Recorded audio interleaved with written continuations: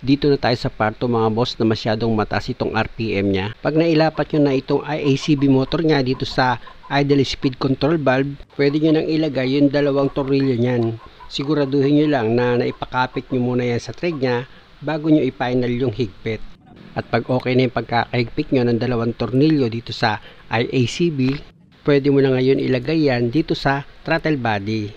Pero unahin mo munang ilagay itong gasket, siguraduhin mo lang na maayos yung pagkakalapat niyan. Importante kasi na dapat wala yang singaw.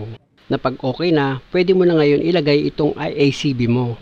Meron yang 4 na screw mga boss na ilalagay ka.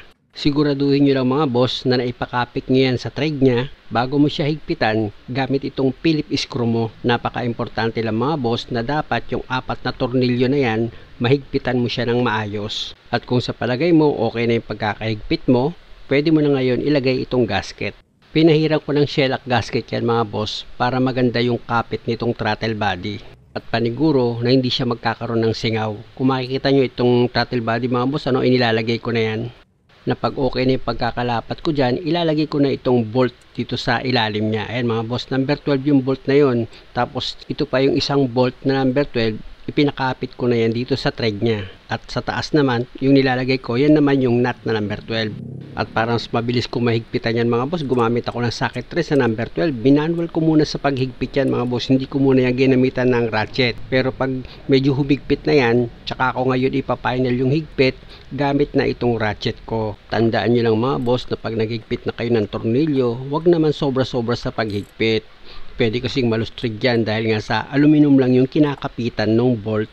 At kung sa palagay mo okay ka na dyan, pwede mo na ngayon ilagay yung socket wire na hinugot mo dito sa IACB. Ayan mga boss, sinalpak ko na yung nasa ilalim. At dito naman sa ibabaw, yan yung TPS nya. At sa ibabaw ng intake manifold, yung vacuum hose mga boss, ilagay nyo na yan. Tapos isunod nyo na itong air filter nya, pati itong cover ng air filter housing mo, pati yung inlet hose, i-connect mo na yan dito sa throttle body mo. Basta lagi nyo tatandaan mga boss, lahat ng tinanggal nyo dito sa throttle body, ibig ko sabihin yung mga nakakonect dyan, ibabalik nyo lahat yun. Wala kayong kakalimutan para pag in-start nyo itong makina nyo, walang problema. Ito nga ang tip ko sa inyo mga boss. Every time na magbabaklas kayo ng pyesa ng sasakyan nyo, mapa sa makina o kaya mapa sa ilalim, dapat i-video nyo. Para kung sakaling nakalimutan nyo kung saan nyo tinanggal yung pyesa.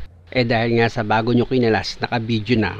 Di pag pinanood nyo, madali nyo nalang matitrace kung saan parte kayo nagkalas. Balik na ako sa trabaho mga boss, after ko mailagay yung socket wire ng map sensor na dito yung nakaposition sa air filter housing nya. Ito namang inilalagay ko ngayon ay accelerator cable. I-check ko muna baka meron akong nakalimutan mga boss, at pag wala na, pwede ko nang i-start itong makina. Yun, bumaba na yung minor nya mga boss. Kung maririnig nyo yung boses ni customer mga boss, tuwang-tuwa siya dahil nga sa matagal niya na ring problema itong minor na mataas. Lalo na daw pag nag-on siya ng aircon, problema. On ko na nga yung aircon.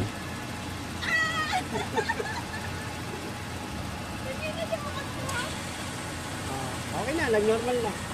Before kasi mga boss, pag nag-on ng aircon si madam, nagkakaroon siya ng ingay dahil nga sa hindi stable yung idle niya.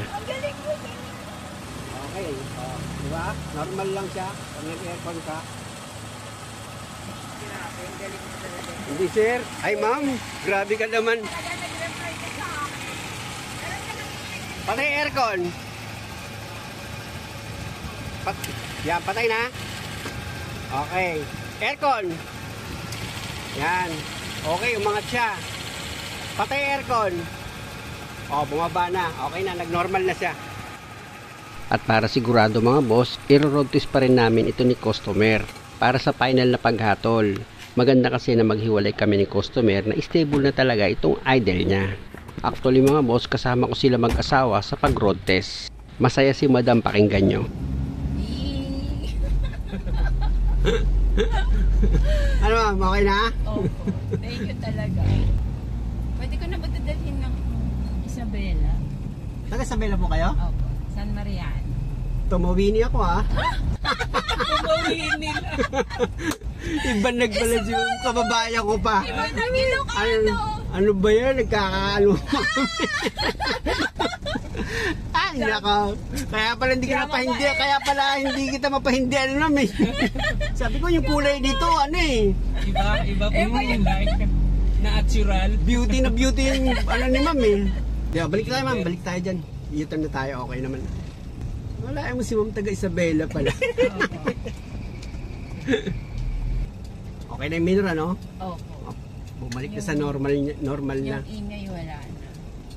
Muli, maraming salamat sa Diyos na kahit wala naman akong halaga, tinutulungan niya ako. Sana lang mga boss, huwag niyong kalimutang mag-subscribe sa channel ko. Salamat!